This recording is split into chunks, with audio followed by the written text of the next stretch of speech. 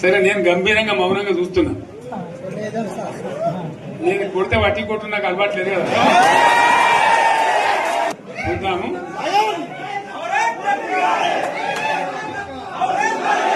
నా రోజులు కానీ అన్నట్టుగా నేను చూస్తా ఉన్నా. కానీ మనోళ్ళందరూ కూడా ప్రతిపాదిస్తుంది ఏంటంటే, ఒక సంవత్సరం జరిగిపోయింది, సంగమేశ్వర ఆన్నే పన్నది, బసవేశ్వర ఆన్నే పన్నది, పాలమూరు ఉత్పత్తుల పథకం ఆన్నే పన్నది, కాళేశ్వరం అట్లే పెడుతున్నారు. ఇవన్నీ అన్యాయాలని కాబట్టి ఫిబ్రవరి నెలాఖరులో ఒక పెద్ద బహిరంగ సభ పెట్టాలి, మీరు కథ చూడాలి అని జరుగుతూ ఉంది. కాబట్టి మీరు కూడా పెద్ద ఎత్తున దయచేసి ఆ సభకు కదిలి రావాలి, కథ దూరమే ఉండదు. ఆ రకంగా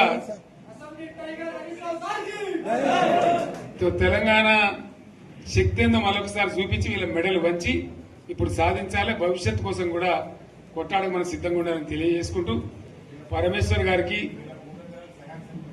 అంతటి లోకమంత్రం ఇది. కోటి రూపాయల భూమి ఇప్పుడు 50 లక్షల కట్టుకోలేదు.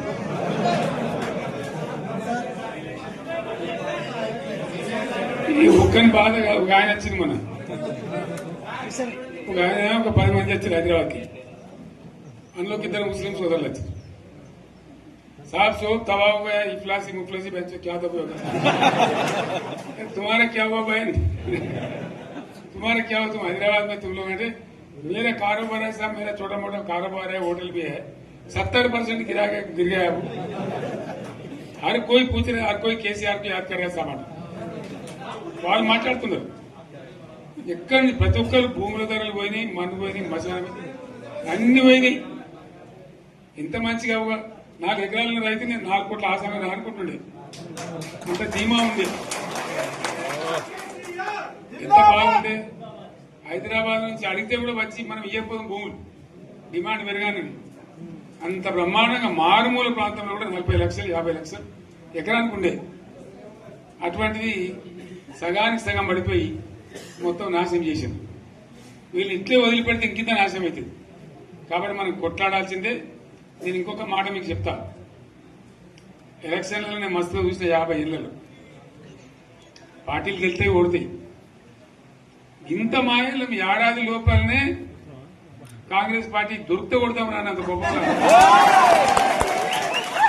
ఏడాది. ఇంకా వాళ్ళ పొంద తెలివికి నిన్న వారి పార్టీడే మంది పెట్టాలి, అదేందో పోలింగ్ పెట్టిన వాడు చూసారా మీరు? ఆ పోలింగ్ పెడితే 70% మనకు వచ్చింది, 30% మనకు.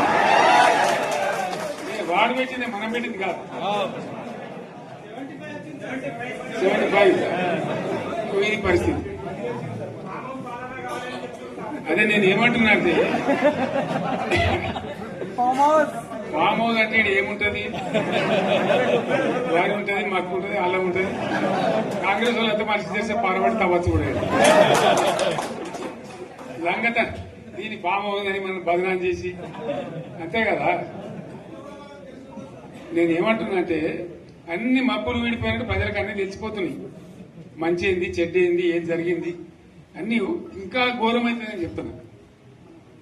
వీళ్ళ తెలియదక్కతనానికి ఏమైంది? నిన్న మొన్న రిపోర్ట్ వచ్చింది. Comptroller and auditor general of India అని కాగ్ అంటారు దాన్ని. కాగ్ రిపోర్ట్ వచ్చింది. పోయిన సంవత్సరం మన గవర్నమెంట్ లో వచ్చిన ఆదాయం కంటే 13,000 కోట్ల రూపాయల ఆదాయం తగ్గిపోయింది. ఇంకా మార్చి పోయే వరకల్లా ఇంకో 3-4 కోట్ల అవుతుంది. అంటే 15,000 కోట్ల ఆదాయం పోతుంది. మన గవర్నమెంట్ ఉన్నప్పుడు ప్రతి ఏడాది 15,000 కోట్లు పెంచుకుంటూ పోయినాయి. చెప్పేసుకున్న పోయింది. ఏడాది 10 నుంచి 15,000 కోట్ల ఆదాయం పెరిగేది మన టైంలో. అంత జాగ్రత్తగా మనం వ్యవహారం చేస్తాం. ఇలా ఉల్టా 15,000 కోట్లు పడిపోయింది. ఇంకా వాడేమిస్తాడుగా, ఇంకా ఇస్తారా? ఇంకో 4-5 నెలలైతే జీతాలే కష్టమైంది. దొరుకుతుంది అందరికి పెండింగ్ పెట్టి రిటైర్ అయిన దొరుకుతలు పైసలు మీరు చూస్తారు కదా పేపర్లలో. సో ఆ విధంగా రాష్ట్ర ఆర్థిక పరిస్థితిని కూడా దివాలా తీయించారు. ఇవాళతోనేం కాదు, 100కు 100% ఇప్పటికే ప్రజల నిర్ణయానికి వచ్చారు. డెఫినెట్ గా రాబోయే గవర్నమెంట్ మనదే అని అనుమానం కూడా అవసరం లేదు.